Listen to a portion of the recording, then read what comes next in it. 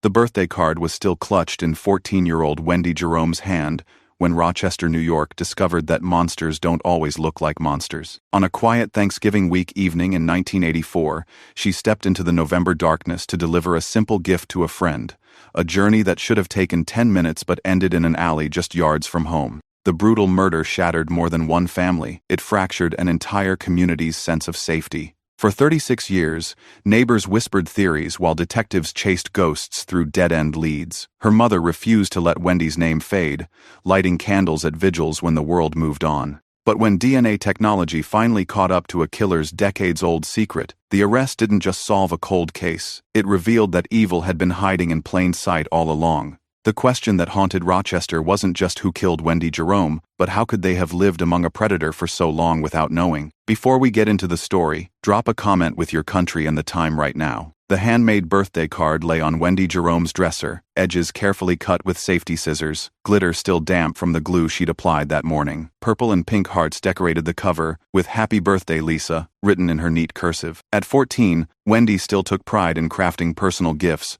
rather than buying them from stores. The November afternoon light filtered through her bedroom window as she held the card up to examine her work. "Mom, I'm taking Lisa's card over after dinner," she called downstairs, her voice carrying the excitement of someone who loved making others happy. The Jerome household felt warm that Thanksgiving week evening, filled with the familiar sounds of dinner preparation and casual conversation. Her mother's voice drifted up from the kitchen. "Don't stay too long, honey. It's getting dark early these days.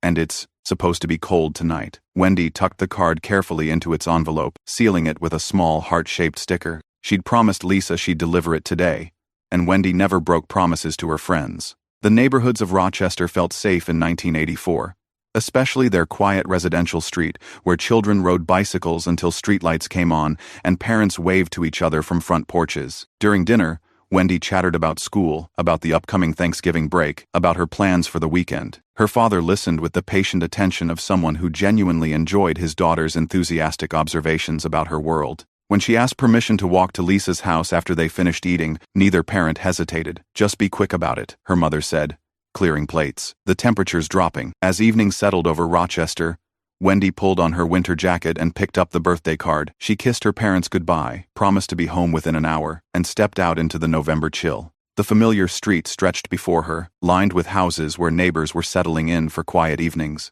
She walked with the confident stride of someone who knew every crack in the sidewalk, every shortcut, every friendly face behind every lit window. The kitchen clock's steady ticking seemed louder than usual as Wendy's mother cleared the dinner table. 8 o'clock had come and gone, and Wendy still hadn't returned from delivering the birthday card. What should have been a simple 20-minute errand was stretching toward an hour, and unease began to settle in the Jerome household, like the evening's dropping temperature. "She's probably just chatting with Lisa's family," Wendy's father said, but his eyes kept drifting to the window. "You know how she gets when she starts talking about school." Wendy's mother tried calling Lisa's house, letting the phone ring longer than politeness, or usually allowed. No answer. She tried again 10 minutes later, then 15 minutes after that. Each unanswered ring amplified the growing knot in her stomach. By 8:30, both parents were pacing. The neighborhood felt different in the darkness, less familiar, filled with shadows that hadn't seemed threatening during daylight hours. Wendy's father grabbed his flashlight and walked the direct route to Lisa's house, calling his daughter's name. The house stood dark and empty. Lisa's family had gone out of town for the holiday weekend. "She never made it there," he reported back, his voice tight with concern. "Lisa's family isn't even home." The realization hit both parents simultaneously. Wendy had vanished somewhere between their front door and a destination she never reached. At 9 o'clock, they called the police, trying to keep panic from creeping into their voices as they explained the situation to the dispatcher. "My 14-year-old daughter left to deliver a birthday card to a friend's house at 7:30, Wendy's mother said, her hands shaking as she gripped the phone. "She never came home, and the friend's family isn't there. Something's wrong." Within minutes, a patrol car's red and blue lights were painting the quiet residential street in harsh, urgent colors. Officer Martinez's flashlight beam swept across the sidewalk, illuminating patches of November frost that had begun forming on the pavement. The metal body of the flashlight felt cold in his grip as he moved methodically through the neighborhood, calling Wendy's name into the darkness. Within an hour of the initial call, the search had expanded to include K-9 units and additional patrol officers. Neighbors emerged from their homes carrying their own flashlights, forming impromptu search parties that fanned out through the residential streets. Mrs. Patterson, from 3 houses down, brought hot coffee in a thermos for Wendy's parents. Mr. Chen organized a group to check the small park 2 blocks away. The community that had felt so safe during daylight hours now seemed full of potential, hiding places and dark corners. "Wendy," voices called through the night air. "Wendy Jerome." The search dogs worked with professional focus, noses to the ground, following scent trails that led from the Jerome family's front door down the sidewalk, then seemed to vanish. Their handlers exchanged concerned glances as the dogs lost the trail near the intersection of Wendy's street and the main road through the neighborhood. Detective Sarah Reynolds arrived at 10:15, her unmarked car joining the growing collection of emergency vehicles. She spoke quietly with the uniformed officers, reviewing what they knew. A responsible teenager, a simple errand, a destination she never reached. The mathematics of the situation were troubling. Too much time had passed for this to be explained by normal teenage behavior. "We need to expand the search radius," Reynolds told Officer Martinez. "Check every alley, every vacant lot, every place a person could be." As the search entered its 3rd hour, the November air carried more than just cold. It carried the weight of a community's growing realization that something terrible had happened to one of their own. Flashlight beams continued to cut through the darkness, but hope was beginning to feel as fragile as the frost forming on car windshields. Evidence bag Hashon would become the most important piece of physical evidence in the case, though no one could have known it at the time. The clear plastic bag, marked with official police tags and sealed with evidence tape, contained biological samples that 1984 technology couldn't fully analyze. Detective Reynolds handled it with the careful reverence reserved for items that might someday speak for the dead. The alley behind Maple Street had been dark and quiet when Officer Martinez's flashlight beam first illuminated what looked like discarded clothing. The beam moved closer, and the horrible truth became clear. Wendy Jerome lay in the narrow space between 2 buildings, her body positioned in a way that suggested she had been dragged there after the attack. The scream that came from Wendy's mother when she saw the police activity would echo in neighbors' memories for decades. Her father caught her as her legs gave out, both of them collapsing to the cold pavement, as the reality of their worst fears materialized. The birthday card she'd been so excited to deliver lay nearby, its cheerful decorations now a cruel contrast to the violence that had ended her young life. Detective Reynolds worked methodically.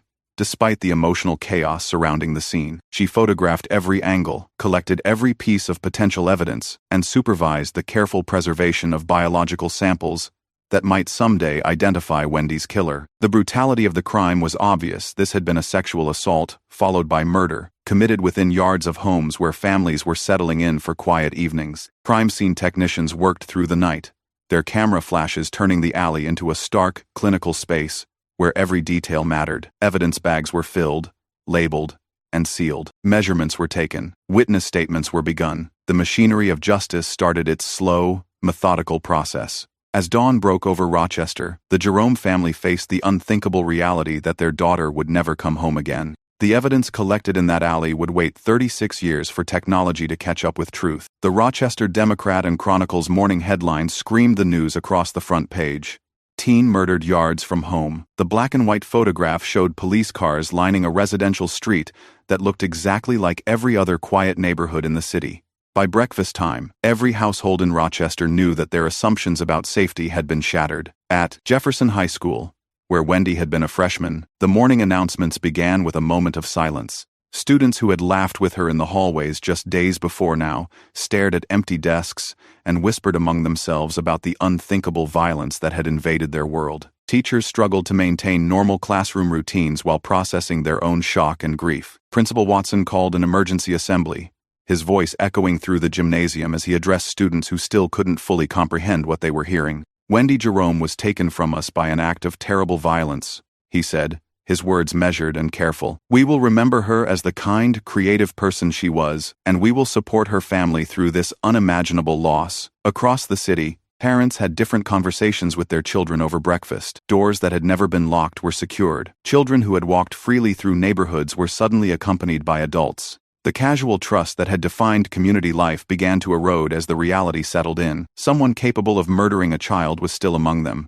Local television news trucks arrived at the crime scene, their satellite dishes extending toward cloudy November skies. Reporters interviewed neighbors who struggled to find words for their shock. "She was just a normal kid," Mrs. Patterson told Channel 8 News. "This isn't supposed to happen here." This isn't supposed to happen anywhere. The story spread beyond Rochester's borders, picked up by regional news outlets and wire services. Wendy Jerome's murder became part of the national conversation about child safety, about stranger danger, about the fragility of innocence in an uncertain world. Detective Reynolds' notebook contained 43 pages of witness interviews, suspect descriptions, and investigative leads, each entry carefully dated and cross-referenced. The lined pages filled rapidly as the investigation expanded to include everyone who might have seen Wendy on her final evening, everyone who knew her routines, everyone who had been in the neighborhood around the time she disappeared. Lisa's family, returning from their Thanksgiving trip to find their quiet street transformed into a crime scene, provided crucial information. They had indeed been out of town, and Wendy couldn't have known that. Someone had either intercepted her on the way to Lisa's house, or convinced her to go somewhere else entirely. Wendy's school friends were interviewed with their parents present, each conversation revealing pieces of her normal routine, her plans, her relationships. She had been excited about delivering the birthday card but had mentioned no other stops, no plans to meet anyone else. The investigation painted a picture of a responsible teenager who had intended to complete a simple errand and return home quickly. Teachers, school bus drivers, store clerks from the small commercial district near Wendy's neighborhood, everyone who might have interacted with her or seen her in the weeks leading up to her murder, was interviewed. The process was methodical but frustrating, producing dozens of statements that confirmed Wendy's normal, stable life without revealing who might have targeted her. Detective Reynolds studied the evidence collected from the crime scene, hoping for clear physical clues that might point to a specific suspect. The biological samples were sent to the state crime lab, but DNA analysis was in its infancy in 1984. The technology that would eventually solve the case simply didn't exist yet. As November turned to December, the investigation began to feel the weight of its own limitations. Good detective work, careful evidence collection, and thorough interviews weren't enough when the perpetrator had left no clear trail. The notebook's pages documented diligent police work, but they also revealed the frustrating reality that some cases couldn't be solved with the tools available at the time. The unopened Christmas gifts remained wrapped under the Jerome family tree long after the holiday had passed, their bright paper and cheerful ribbons, a painful reminder of celebrations that would never be. Wendy's mother had bought them weeks before the murder, a new sketch pad, colored pencils, a book about art history that Wendy had mentioned wanting to read. Christmas Eve in the Jerome household was marked by absence rather than presence. The stockings hung by the fireplace included one with Wendy's name embroidered in red thread, filled with small gifts that would never be discovered. Her parents moved through the holiday rituals like people walking through a dream, going through motions that felt simultaneously necessary and pointless. The midnight mass at St. Catherine's Church drew larger crowds than usual, filled with community members seeking comfort and meaning in the wake of senseless tragedy. Wendy's mother sat in the front pew, her hands wrapped around a small votive candle that she lit during the service's opening hymn. The flame flickered in the drafty old church but never went out. Father McKinnon's homily acknowledged the shadow that had fallen over their community without dwelling on the details of violence. Instead, he spoke about light, persisting in darkness, about remembrance as a form of love, about faith that transcends human understanding. When he invited the congregation to pray for all those who had been lost, Wendy's name was spoken aloud by dozens of voices. After the service, as snow began falling on Rochester's quiet streets, Wendy's mother stood in the church parking lot holding her candle. Other parishioners stopped to speak with her, offering continued prayers and support. Mrs. Chen from the neighborhood squeezed her hand and whispered, "We won't let them forget her name. Don't let her be forgotten," Wendy's mother whispered back, her words carrying the weight of a promise that would define the next 36 years of her life. The anniversary vigil candles burned smaller each year, their flames reflected in the faces of a gradually diminishing crowd. What had begun as a community-wide gathering had evolved into a more intimate ceremony, attended primarily by family, close friends, and a faithful core of neighbors who refused to let time erase their commitment to remembrance. The 22nd of November, 1985, marked 1 year since Wendy's murder, and the investigation had officially moved into cold case status. Detective Reynolds still reviewed the file regularly, still followed up on tips that occasionally came in, but new cases demanded attention and resources. The evidence bags sat in secure storage, waiting for advances in forensic science that might someday unlock their secrets. Wendy's mother continued writing letters to the police department, requesting updates and pushing for renewed investigative efforts. The responses were always polite and professional, but they contained the same essential message. The case remained open, but there were no new leads to pursue. Physical evidence had been preserved, and any new information would be thoroughly investigated. The vigil that year was held in the park, where Wendy had sometimes played as a younger child. About 30 people gathered as darkness fell, each carrying a candle or small flashlight. The ceremony was simple, a few words about remembrance, a moment of silence, and individual prayers offered quietly into the November air. 1 year feels like both forever and no time at all, Wendy's mother said to the assembled group. Her voice was steady but showed the strain of carrying grief while maintaining hope. We're here because we believe truth matters. We're here because Wendy's life mattered. We're here because whoever did this needs to know that we haven't stopped looking. As the candles were extinguished and people began to leave, Wendy's mother remained behind, staring up at stars visible through bare tree branches. The community was healing, moving forward, learning to live with mystery, but she carried the unshakable conviction that justice delayed was not justice denied. The metal file cabinet in the Rochester Police Department storage room contained hundreds of unsolved cases, each folder representing someone's worst day, someone's unanswered questions, someone's unfinished business with justice. Wendy Jerome's file occupied a full drawer by the 1990s, expanded by witness interviews, follow-up investigations, and periodic reviews that had produced no breakthrough. Detective Reynolds had retired in 1989, passing Wendy's case to Detective Frank Morrison, a methodical investigator who brought fresh eyes to evidence that had been examined countless times. Morrison re-interviewed witnesses, re-examined crime scene photographs, and consulted with forensic experts about new techniques that might be applied to old evidence. The results were always the same. The case lacked the crucial piece that would connect physical evidence to a specific suspect. She would arrive with newspaper clippings about advances in forensic science, questions about similar cases that had been solved in other cities, and an unwavering insistence that her daughter's murder not be forgotten. The desk sergeant knew her by name, and detectives treated her with the respectful attention reserved for family members who refused to give up. "Mrs. Jerome is here again," would be whispered through the detective division, not with irritation but with a kind of professional admiration for her persistence. She never raised her voice, never demanded unrealistic timelines, but she never stopped asking the essential question: what more could be done? The decade brought changes in police procedures, advances in evidence analysis, and new approaches to cold case investigation. DNA profiling was becoming more sophisticated, but the samples from Wendy's case were still insufficient for the technology available in the early 1990s. Each advance in forensic science brought renewed hope, followed by the familiar disappointment when new techniques still couldn't unlock old secrets. Morrison maintained detailed notes about each interaction with Wendy's mother, documenting her questions, updating her on any developments, and preserving the institutional memory that would be crucial if the case ever broke open.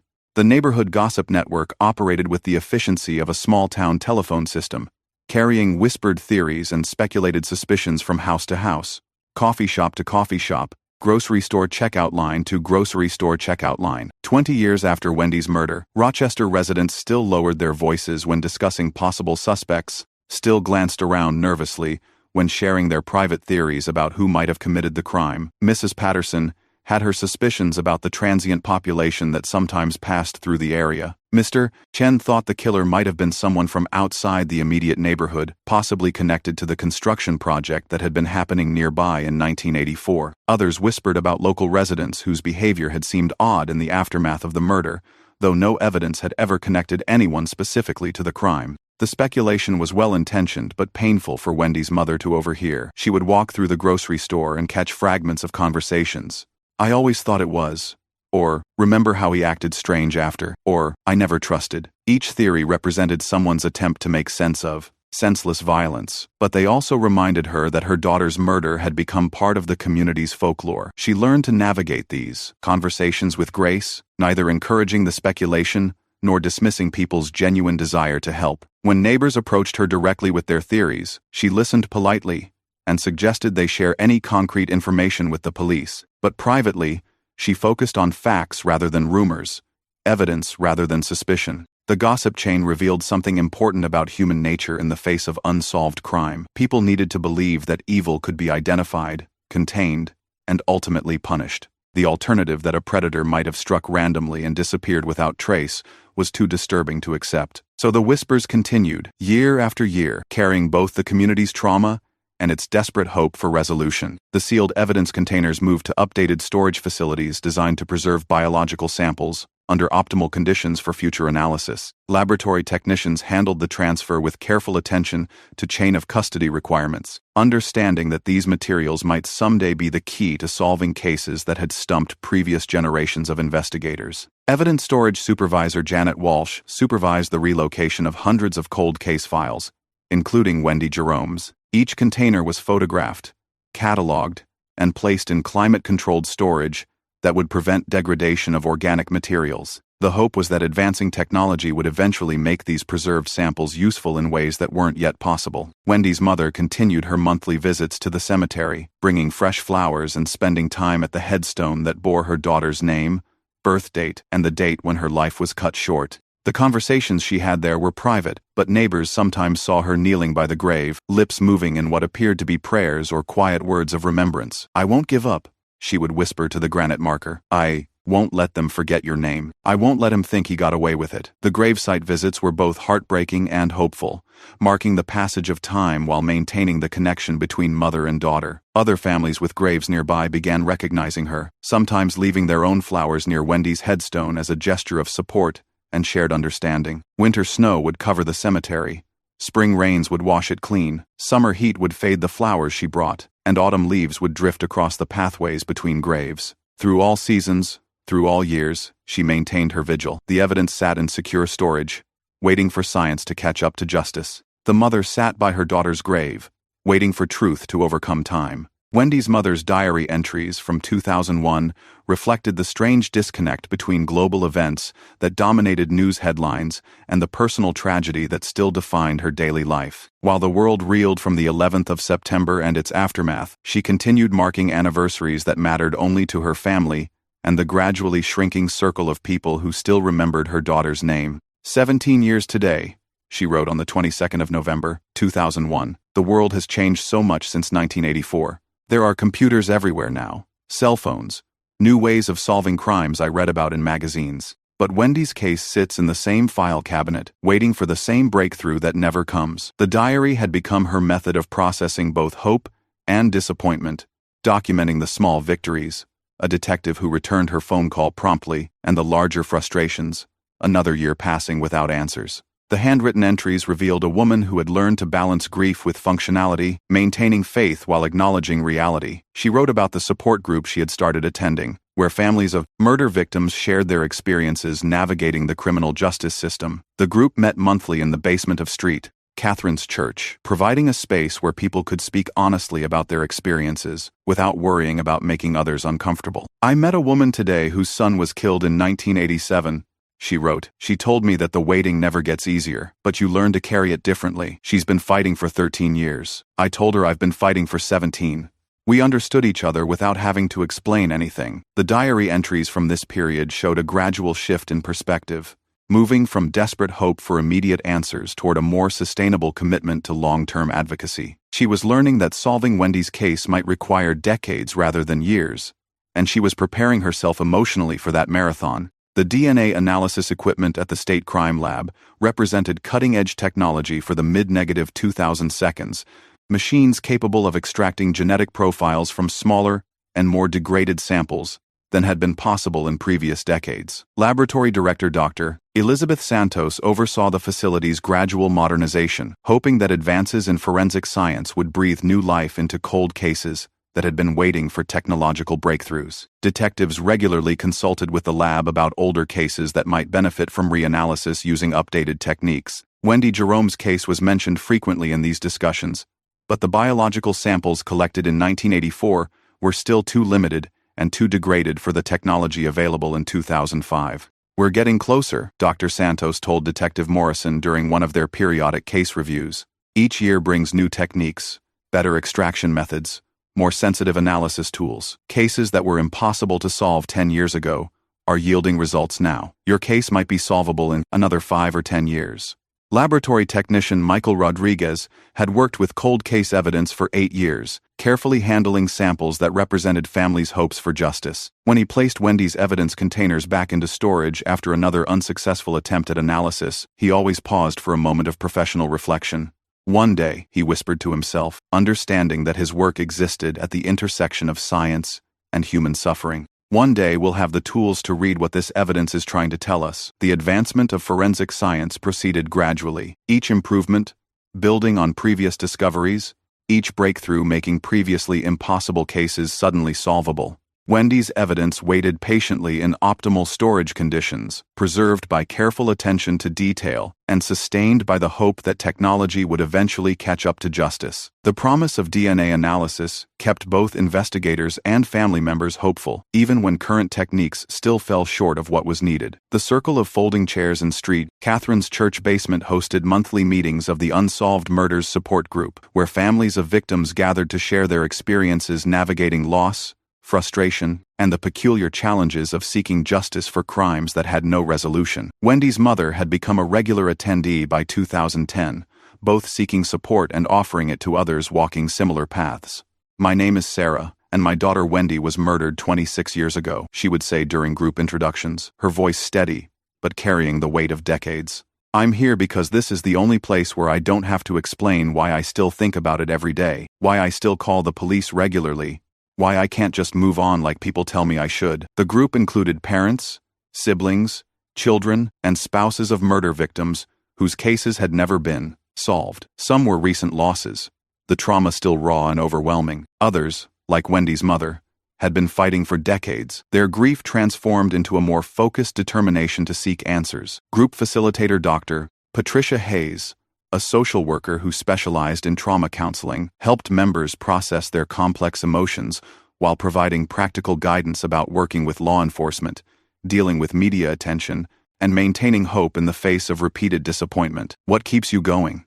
a newer group member asked Wendy's mother during one session. "The belief that truth doesn't have an expiration date," she replied, "and the knowledge that somewhere out there, someone knows what happened to my daughter. They might think they've gotten away with it, but I refuse to let them believe that forever." The drive home from group meetings often provided time for reflection, for processing the stories she'd heard, and the advice she'd received. As she turned onto her street that evening, she looked up at the sky through her windshield and spoke quietly to the darkness. "Wendy, they'll know your name again. I promise they'll know your name again." The contract with Parabon Nanolabs represented a revolutionary approach to cold case investigation, combining advanced DNA analysis with genetic genealogy techniques that could identify suspects through family connections rather than direct matches in criminal databases. Detective Lisa Thompson, who had inherited Wendy's case in 2016, carefully reviewed the agreement that might finally unlock secrets the evidence had been keeping for 34 years.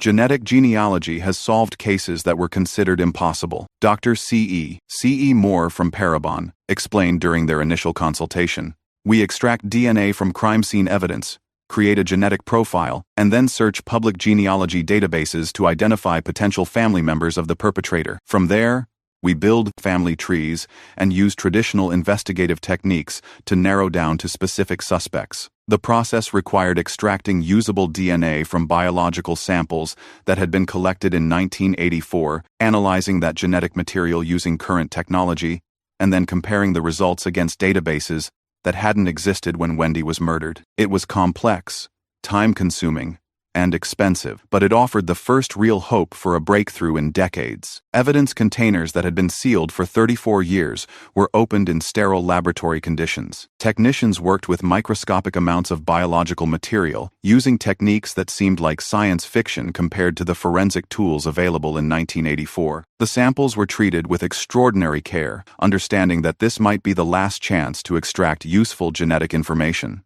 Wendy's mother received updates throughout the process, watching from a distance as science finally began catching up to the evidence her daughter had left behind. After years of disappointment, she allowed herself to feel cautious optimism that modern technology might finally provide the answers that had eluded investigators for more than 3 decades. The machines hummed quietly in climate-controlled laboratories, processing genetic material that would either solve the case or confirm that some secrets were destined to remain hidden forever. The family tree diagram that emerged from Parabon Nanolabs' genetic genealogy analysis resembled a complex roadmap, with branches extending across multiple generations and connecting distant relatives through shared DNA segments. Dr. Moore's team had identified genetic markers from the crime scene evidence and traced them through public genealogy databases to construct a comprehensive picture of the perpetrator's family lineage. We've narrowed it down to 3 potential suspects within the target family tree, Dr. Moore reported to Detective Thompson during their video conference in early 2020. All 3 men were the right age in 1984. All 3 lived in or near Rochester at the time, and all 3 have genetic profiles consistent with our crime scene evidence. Timothy Williams, also known by the alias Jackie Robinson, emerged as the most likely suspect after investigators cross-referenced the genealogy data with employment records, address histories, and other biographical information. He had been 28 years old in 1984, had lived within walking distance of Wendy's neighborhood, and had a history of moving frequently between different states in the years following the murder. Detective Thompson spent weeks building a comprehensive case file on Williams, tracking his movements from Rochester to various addresses in Florida, Ohio, and Pennsylvania. The investigation revealed a pattern of restless relocations, failed relationships, and employment in jobs that required minimal background checks. It was the profile of someone trying to stay under the radar. He's been living in Florida since 2003, Thompson reported to her supervisor. Same address for 17 years, working at a warehouse, keeping a low profile. No arrests since 1984, but the genetic evidence is compelling. We have probable cause for an arrest warrant. The genealogy data was supplemented by traditional detective work, confirming Williams' presence in Rochester during November 1984, verifying his physical description matched witness accounts, and documenting his absence of solid alibis for the evening of Wendy's murder. After 36 years, science and police work had finally converged on a suspect. The arrest warrant bearing Judge Patricia Coleman's signature represented the culmination of 36 years of investigation, scientific advancement, and a mother's unwavering determination to see justice served. Detective Thompson held the official document carefully, understanding that it authorized the capture of someone who had been living freely while Wendy Jerome's family grieved her loss for more than 3 decades. Timothy Williams, also known as Jackie Robinson, is hereby charged with murder in the first degree and rape in the first degree in connection with the 22nd of November, 1984 death of Wendy Jerome, the warrant read, its legal language transforming years of hope and scientific analysis into actionable law enforcement authority. The Florida address on Williams' current identification showed a modest apartment complex in Jacksonville, where he had been living quietly under his legal name while working at a distribution warehouse. Surveillance conducted by Florida law enforcement revealed a man in his mid-60s who maintained regular work schedules, lived alone, and had no apparent awareness that decades-old evidence was finally pointing toward his door. Detective Thompson coordinated with Jacksonville Police Department to ensure the arrest would be conducted safely and according to proper procedure. Williams would be taken into custody at his workplace to minimize the risk of flight, then held for extradition back to Rochester, where he would face charges for crimes committed 36 years earlier. After all this time, we've got him, Thompson whispered to herself as she reviewed the arrest plan one final time. The warrant represented validation for every detective who had worked the case, every laboratory technician who had preserved evidence, and especially for Wendy's mother, who had never stopped believing this day would come. The machinery of justice, slow but persistent, was finally ready to close the circle that had been broken on a November evening in 1984. The handcuffs clicked shut around Timothy Williams' wrists on the 15th of September, 2020, as Jacksonville police officers arrested him outside the warehouse, where he had worked for the past 7 years. The morning had begun routinely for Williams: coffee, shower, drive to work, but ended with him being led away while co-workers and neighbors watched in shock and confusion. Timothy Williams, you're under arrest for the murder of Wendy Jerome in Rochester, New York, Detective Martinez announced, as Williams was placed in the back of the patrol car. The suspect's face showed surprise but not the confused innocence that officers might have expected from someone wrongly accused. Instead, there was a moment of recognition, as if Williams had always known this day might eventually come. News trucks arrived within hours of the arrest, their satellite dishes extending toward Florida's afternoon sky as reporters prepared to broadcast the story of a cold case finally solved. Neighbors emerged from their apartments to watch the activity, struggling to reconcile the quiet man they had known as a co-worker and neighbor with someone accused of murdering a child decades earlier. He seemed like a normal guy, Williams' supervisor told Channel 4 News. Showed up on time, did his work, kept to himself mostly. Never would have imagined something like this. The arrest made national news within hours, picked up by wire services and broadcast networks that recognized the story's appeal.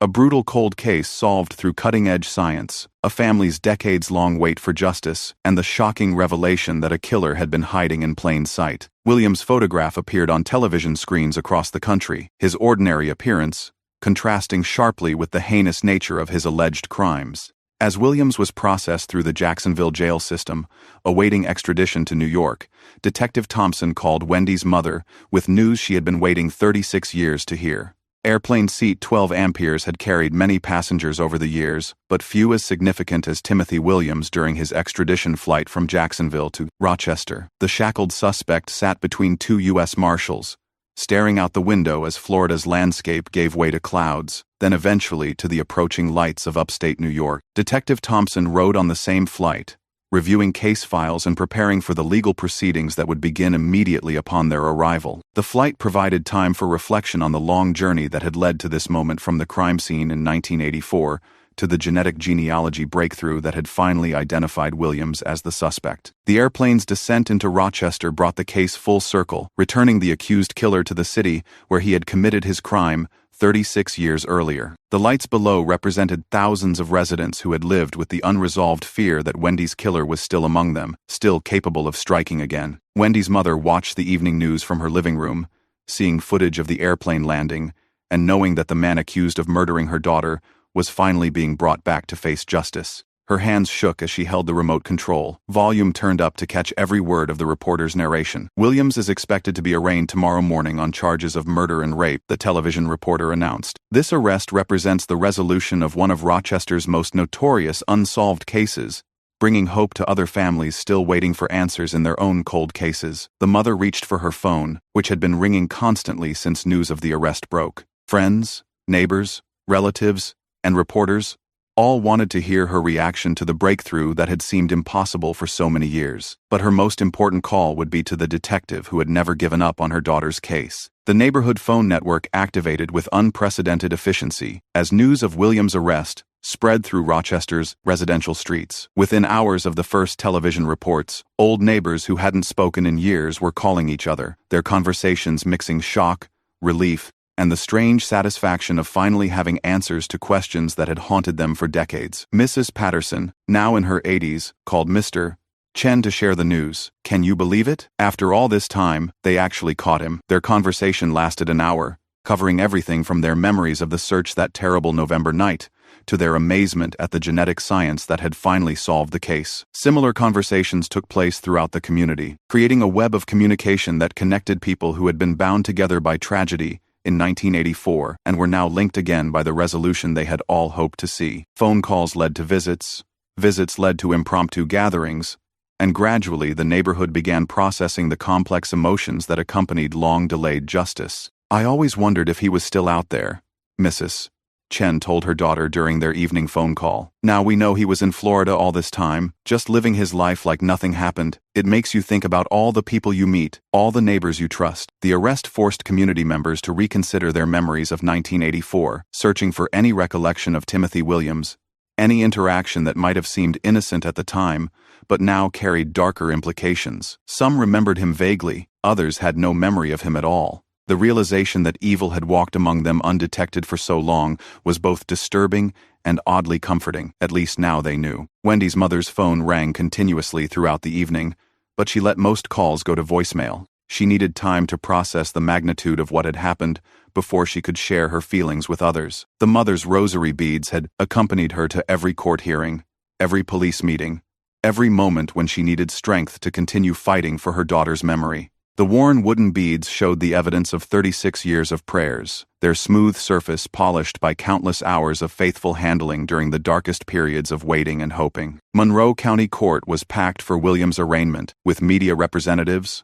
law enforcement officials, and community members filling every available seat. Wendy's mother sat in the front row of the gallery, her rosary wrapped around her fingers as she prepared to see her daughter's accused killer face to face for the first time. Williams entered the courtroom in orange jail clothing and shackles, his appearance unremarkable, except for the gravity of the charges being read against him. He was 64 years old now, his hair gray and thinning, looking like someone's grandfather rather than someone accused of murdering a child. Timothy Williams, also known as Jackie Robinson, you are charged with murder in the first degree and rape in the first degree in connection with the death of Wendy Jerome on the 22nd of November, 1984, Judge Sarah Mitchell announced, her voice carrying the weight of decades. "How do you plead?" Williams' attorney entered a plea of not guilty, beginning the legal process that would determine whether the genetic evidence and investigative work could prove guilt beyond reasonable doubt. As the formal proceedings continued, Wendy's mother kept her eyes fixed on the man who had allegedly destroyed her family's life, refusing to look away even when the emotional weight of the moment became almost unbearable. The rosary beads provided comfort and focus, each prayer a connection to her daughter's memory, and a request for strength to see the legal process through to its conclusion, whatever that might bring. The DNA evidence chart displayed for the jury resembled a complex scientific diagram, with genetic markers, statistical probabilities, and family tree connections that transformed microscopic biological evidence into compelling proof of guilt. Dr. Moore testified for 3 hours, explaining how genetic genealogy had traced crime scene DNA through multiple generations to identify Timothy Williams as the source. The probability that this DNA came from someone other than the defendant is approximately 1 in 47 billion. Dr. Moore explained to the jury, her voice steady and professional as she described the scientific process that had finally given Wendy Jerome a voice from beyond the grave. Prosecutor Jennifer Walsh presented the evidence methodically, building a comprehensive case that combined the genetic proof with traditional investigative work. Williams's presence in Rochester in 1984, his lack of alibi for the evening of the 22nd of November, his pattern of relocating frequently after the murder, and his physical description matching witness accounts all supported the DNA evidence. Wendy's mother listened as her daughter's final moments were reconstructed through scientific testimony and investigative analysis. The courtroom presentation was clinical and factual, but it carried enormous emotional weight for someone who had spent 36 years wondering exactly what had happened to her child. Defense attorney Robert Martinez challenged the reliability of genetic genealogy evidence and argued that 36 years had corrupted both physical evidence and witness memories. But the scientific testimony was comprehensive and compelling, supported by expert witnesses who explained the rigor of modern DNA analysis. "This case represents the intersection of cutting-edge science and old-fashioned police work," Walsh told the jury during her closing argument. "The evidence tells a clear story. Timothy Williams murdered Wendy Jerome in 1984, and justice has finally caught up with him." The trial lasted 2 weeks, with testimony that covered everything from 1984 crime scene procedures to 2020 genetic genealogy techniques, creating a comprehensive record of both the original investigation and the scientific breakthrough that had finally solved the case. The verdict form had been folded and passed from jury foreman to bailiff to judge, its contents representing the culmination of 36 years of investigation, scientific advancement, and legal proceedings. Judge Mitchell unfolded the paper carefully, her expression neutral as she prepared to read the decision that would determine whether Timothy Williams would face consequences for the murder of Wendy Jerome. "We, the jury, find the defendant Timothy Williams guilty of murder in the first degree," Judge Mitchell announced, her words carrying across a courtroom that had fallen completely silent. "We, the jury, find the defendant Timothy Williams guilty of rape in the first degree." The sound that came from Wendy's mother was part sob, part exhale, part prayer of gratitude that had been building for 3 decades. She doubled over in her seat as the emotional weight of the moment overwhelmed her, years of controlled hope finally released in a flood of tears and relief. Williams showed no visible reaction to the verdict, sitting motionlessly as his attorney placed a hand on his shoulder. The lack of emotion seemed to validate the prosecution's portrayal of him as someone capable of committing brutal violence and then living normally for decades afterward. Spectators in the gallery began crying, applauding softly, and embracing each other as the reality settled in. Justice had finally been served for Wendy Jerome. Detective Thompson wiped tears from her eyes as she watched Wendy's mother experience the vindication she had fought so hard to achieve. "Wendy," the mother whispered to the empty chair beside her, her voice barely audible above the courtroom activity. "We did it, baby. We finally did it." Sentencing would take place in 6 weeks, but the guilty verdict represented the essential victory that Wendy's family had sought for 36 years. The truth had finally been acknowledged, the killer had finally been identified, and justice had finally been served. The memorial candle flickered gently in the November evening breeze, its flame steady despite the wind that rustled through bare tree branches overhead. This year's vigil felt different from all the others. Instead of desperate hope for answers, it carried the peaceful satisfaction of a promise kept and justice finally delivered. Nearly 200 people gathered in the park where Wendy had sometimes played as a child, the largest crowd the annual memorial had seen since the first anniversary of her murder. The community had come not to mourn an unsolved crime but to celebrate the resolution that had seemed impossible for so many years. "We're here tonight to remember Wendy Jerome," Pastor Williams began, his voice carrying across the assembled crowd, "not as a victim of unsolved violence, but as a daughter, a friend, and a young woman whose life mattered enough that people never stopped fighting for truth on her behalf." Wendy's mother stood near the front of the gathering, holding the same type of votive candle she had carried to every vigil for 36 years. But tonight, as she lit the wick and watched the flame grow strong, her face showed something that had been absent for decades: genuine peace. "This light doesn't represent despair anymore," she said when invited to speak to the crowd. "It represents remembrance and love and the power of never giving up." Wendy's name will be remembered not just as someone who was killed, but as someone whose case proved that justice doesn't have an expiration date. Children who hadn't been born when Wendy was murdered stood alongside neighbors who remembered her laugh, creating a multi-generational community united by shared commitment to truth and justice. The candles they held transformed the park into a sea of gentle light, each flame representing someone who had refused to let time erase the obligation to seek answers. As the ceremony concluded and people began to leave, Wendy's mother remained behind, her candle still burning steadily in the darkness. For the first time in 36 years, she smiled as she looked up at the stars.